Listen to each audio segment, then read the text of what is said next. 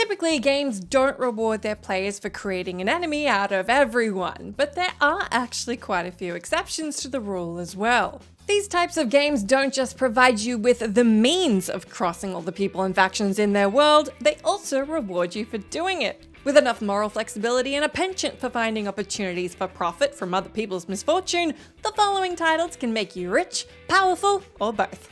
I'm Jess from What Culture, and here are 10 video games where you can betray everyone and get rewarded. Number 10. Gallows Brothers, Kingdom Come Deliverance. Kingdom Come Deliverance is an RPG that isn't afraid to let the player do whatever they want, even if it means betraying every single NPC in the game and or getting them killed. Pretty much every quest and interaction in the game lets you betray the people who help you and even trust you. But what's more important is that in some cases, the game will even reward your terrible behavior, as is the case with the quest Gallows Brothers. In the quest, your character Henry helps a crooked innkeeper Andrew steal 3,000 silver from a local quarry, as his old friends Matthew and Fritz try to do the same thing. Now, this quest has several outcomes. You can finish the job with your friends and gain Andrew's trust, you can snitch on Andrew and split the 3,000 with Matthew or Fritz, or if you're a greedy, heartless bastard, incriminate everyone involved, have them lynched, then keep all the stolen money for yourself. The last option is so treacherous, the game even awards you with an achievement called Judas. It's pretty fitting considering you literally sold your friends out for a bag of silver coins, but whether you feel bad about that or not, it's totally up to you. Number 9. Ebony Blade, The Elder Scrolls V Skyrim. One of the most powerful weapons in Skyrim is the Ebony Blade, the artifact of the Daedric Prince of Deceit, Treachery, and Murder, Mephala. And if the description didn't make it obvious enough, in order to obtain the sword and bring it to its full potential, you're gonna have to stab everyone you know in the back. The Ebony Blade is a reward for completing Mephala's quest, The Whispering Door. After you complete the quest and find the Ebony Blade, Mephala herself will contact your character telepathically to tell them that in order to awaken the sword's true power, you'll have to fuel it with the blood of your trusted companions. From that point, killing your followers and people you've helped with the Ebony Blade will enhance its health absorption powers with each act of treachery. Pretty much every companion and friend is on the table, and your reward for heeding Mephala's call is a sword with a whopping 30 health absorption damage, so their involuntary sacrifice is, let's face it, super worth it. Of course, after you're done fortifying the blade, you'll barely have any friends left, but I mean, who needs friends when you've got that much power?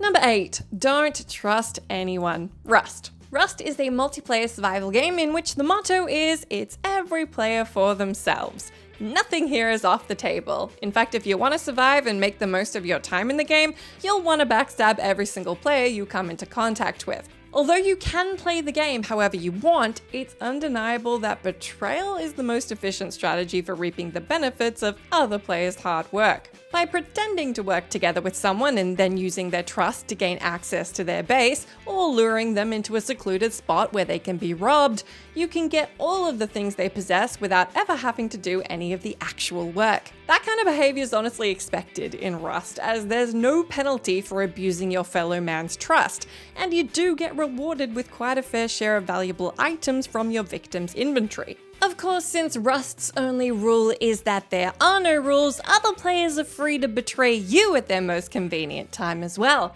which is why you should always be on your guard. It's backstab or be backstabbed.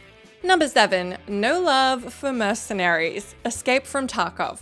Escape from Tarkov is a first-person shooter in which you play as a mercenary trying to escape a combat zone with as much loot as possible. The island you're dropped on features NPC enemies and bosses, but what makes the game unique is that there are also other players who roam the island with you. And how you interact with each other is completely up to you. Though the game allows you to form temporary alliances with other players to make your escape from the island easier, there's also nothing stopping you from betraying them and taking their loot. Yeah, it's happening again. If anything, the game actually encourages you to do it, as treachery rewards you with whatever your companion is carrying. Everyone you come across can be betrayed, and if you're really good at it, you can come out of each encounter with another player with a sizable amount of loot. Working together to gain more goods to sell, then shooting your friend in the back right at the exit is the most effective method of becoming filthy rich in the game. So if you don't mind taking advantage of other people, you can be certain the game will reward your morally bankrupt behavior. Number 6. Organ trading. Rimworld. Rimworld is a game about surviving the harsh reality of a danger-infested planet that exists on the outskirts of the galaxy. Your colonists will have to be ready to do anything in order to survive, which will most likely include turning on every single person they meet if you're the type who values money over valuing people. Every single faction member, stranger, and even your own colonists can be betrayed by your people for the most prized item in the game, their organs. Yes, one of the most beneficial, easy, and morally questionable ways of making money is by harvesting the organs from the people who are trusting and foolish enough to visit your settlement. A single lung and kidney can sell for hundreds of silver, and more vital body parts like hearts and livers go for 4-digit numbers. On top of that, if your victims are still alive after the procedure, you can sell them into slavery for even more cash.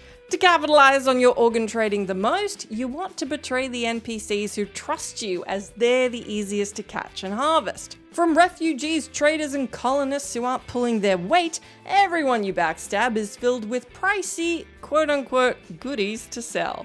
Number 5. Clan Rictus. Total War Warhammer 3. Total War Warhammer 3, like all the other games in the series, requires a combination of military and diplomatic skills if you want to achieve victory.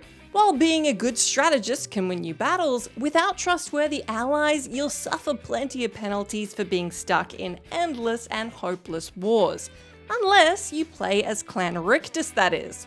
The Skaven clan Rictus is a unique Warhammer faction that actually benefits from waging constant wars and backstabbing their allies. The clan features several mechanics that provide them with buffs and benefits every time they suddenly break a diplomatic pact with another faction, or wage wars against unsuspecting neighbours. Like the sneaky ratman they are, Clan Rictus works best when you abuse the trust of everybody you meet. The public order buffs you receive from breaking agreements help you maintain stability in your cities, while the ambush and army bonuses you get from declaring surprise wars help you maintain momentum as you conquer the world from the shadows. There's nothing like getting rewarded for screwing the world over. Number 4. The Serial Killer. Town of Salem. Town of Salem is the online and slightly enhanced version of the classic game of werewolf or mafia, where each player is assigned the role of a townie or antagonist, and their goal is to complete the objectives of their group or eliminate every player on the other side. The game normally encourages teamwork, but there is one peculiar role that rewards the opposite, and that is the serial killer. The serial killer is a role that wins the game if they manage to kill every other player in the game. That means you're going up against every single faction, so you need to know how to make friends with other players, only to backstab them when they least expect it. The role is significantly harder to play than the other roles, as they can rely on their allies, but achieving victory as the serial killer rewards you with a hefty amount of points that you can spend on in-game cosmetics. Not to mention the satisfaction of knowing that you outsmarted every single player in the match. Number 3. Multi-stage betrayal. Baldur's Gate 3. Baldur's Gate 3 gives you full agency over how you roleplay your character, which naturally involves making decisions that screw everybody over, if that's what you want to do.